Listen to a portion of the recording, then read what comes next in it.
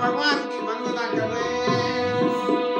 जय राम रम रमणं समनं भवतापभयाकुल पाहिज। जय राम रम रमणं समनं भवतापभयाकुल पाहिजन। अवधेश सुरेश रमेश विभो शरणागत मागत पाहि प्रभो। अवधेश सुरेश रमेश विभो शरणागत मागत पाहि। दस चीज विनाशन बीज भुजा जत दूरि मामहि मोहि। दस चीज विनाशन बीज भुजा जत दूरि मामहि। करुणा रजनी चर बंदन पतंग लये सर पावक तेज प्रचंड दये। रजनी चर बंदन पतंग लये सर पावक तेज दये। मधुमंडल वंदन चर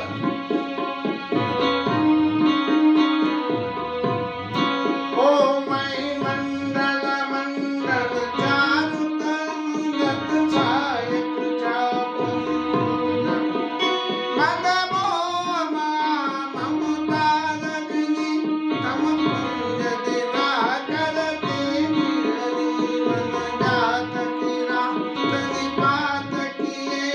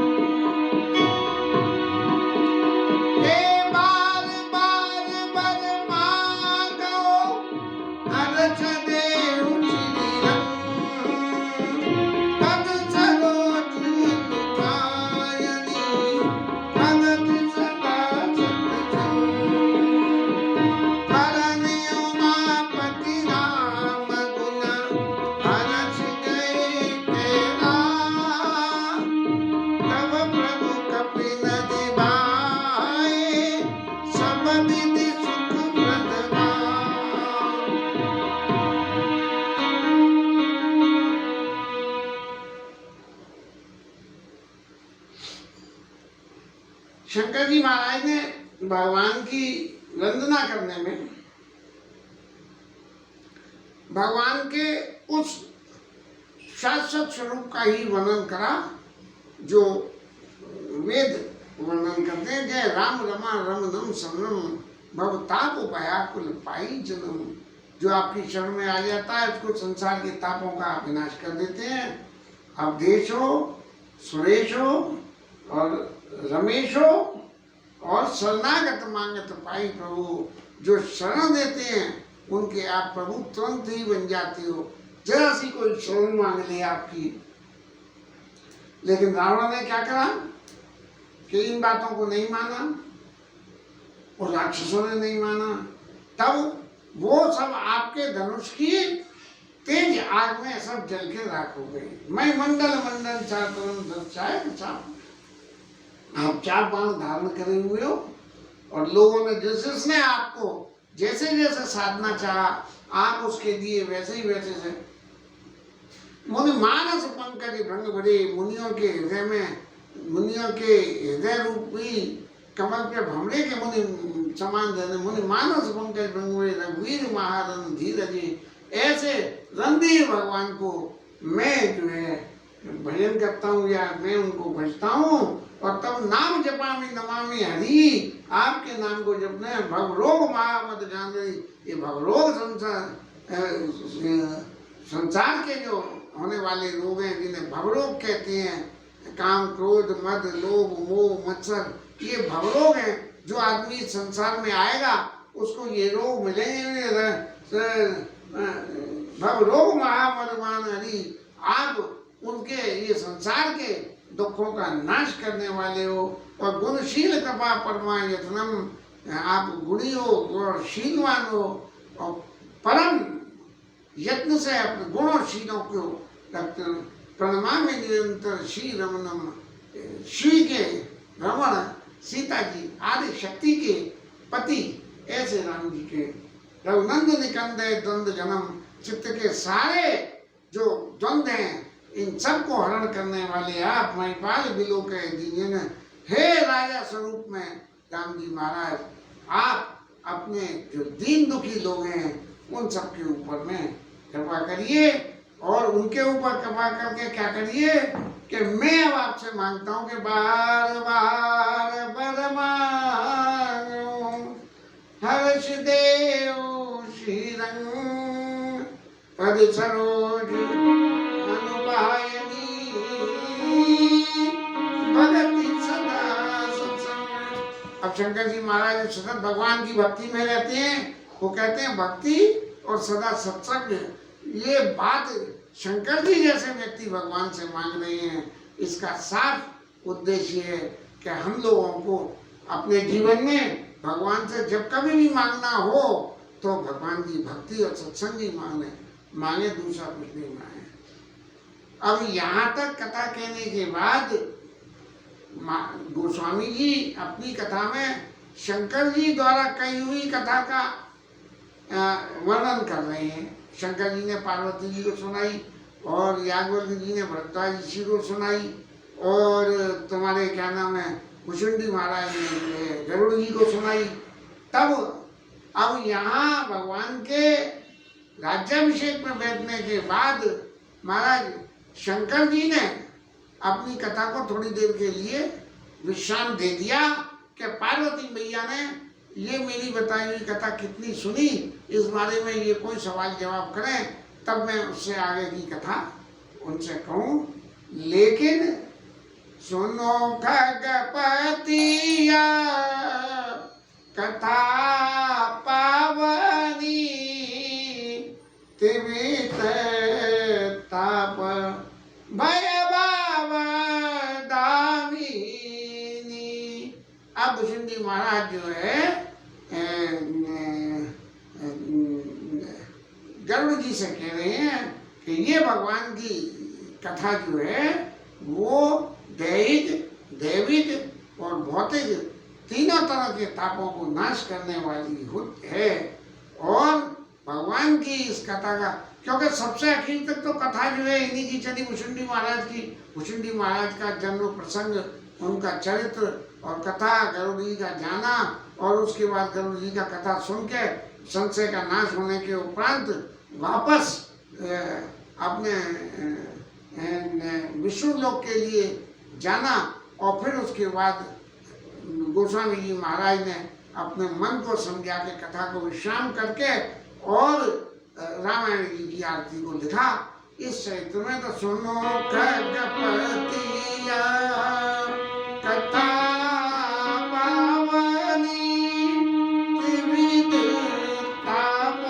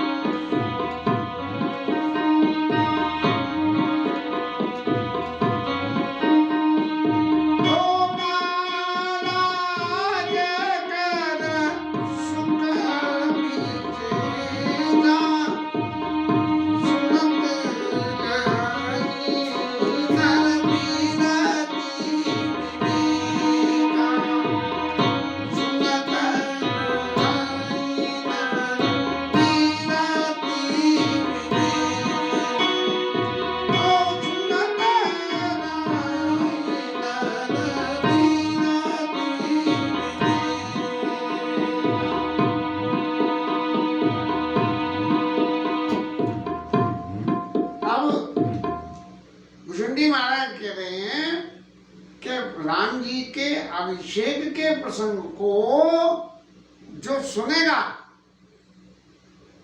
उसको विवेक जागृत होगा और वैराग्य पैदा होगा।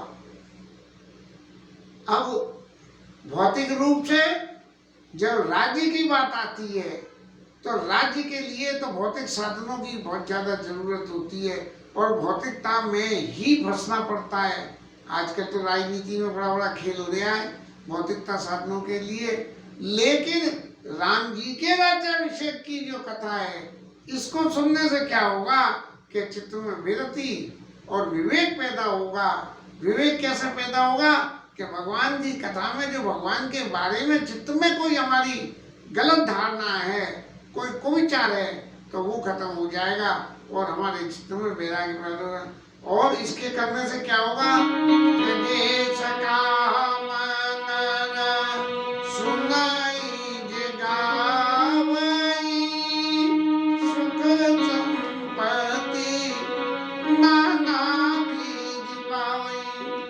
ये तो पारलौकिक लाइन और विवेक हो गया। लेकिन यदि आपको सांसारिक सुख भी चाहिए इस कथा से तो वो भी आपको मिल जाएगा। सुख संपत्ति नाना सकाम, इस कामना को लेके सुख संपत्ति, सुख और संपत्ति को प्राप्ति होगी। और क्या होगा इस कथा के सुनने से कि सुख दुर्लभ सुख जग करी नाम जगमाई और अंत काल रघुबरपुर जाई। इस संसार में देवताओं को दुर्लभ जो सुख है उसका उपभोग करेंगे कामना लेके, लेकिन कामना लेने के संग में इसको जो गाने के लिए जो साधना की जरूरत है, जो साधन की जरूरत है, उसके लिए आपको उस रास्ता से जब आप चलोगे, क्यों कि सुनत लहई नर विरति विवेका, जब विरति होगी और विवेक मिल जाएगा तब जो है सुर दुर्लभ सुख जग करी नाना और जगमाई अंतकाल रघुपति बोल जाई और फिर भगवान के धाम को चले जाएंगे। इसलिए सकाम हो चाहे निष्काम भाव हो, भगवान की इस लीला को सुनना चाहिए। सुनई विमुक्त विषय अरु विषयी लई भगति गति संपत्ति नहीं। जो विमुक्त लोग हैं जिनको संसार में आसक्ति खत्म हो गई है और संसार में और जिनको वैराग्य जिनके चित्त में, और वो जो विषय जीव में संसार में फंसे हुए हैं, वो भी ऐसे लोग जब इस कथा को सुनेंगे तो लहई भगति गति संपत्ति नहीं, वो उनको भक्ति की प्राप्ति होगी और लहई भगति गत संपत्ति नहीं, एक भक्ति की नई संपत्ति, ये लौकिक जगत की संपत्ति तो प्राप्त होगी जो होगी, उसके संग में एक नई संपत्ति और भगवान की भक्ति की नई संपत्ति प्राप्त हो जाएगी। और खगपति राम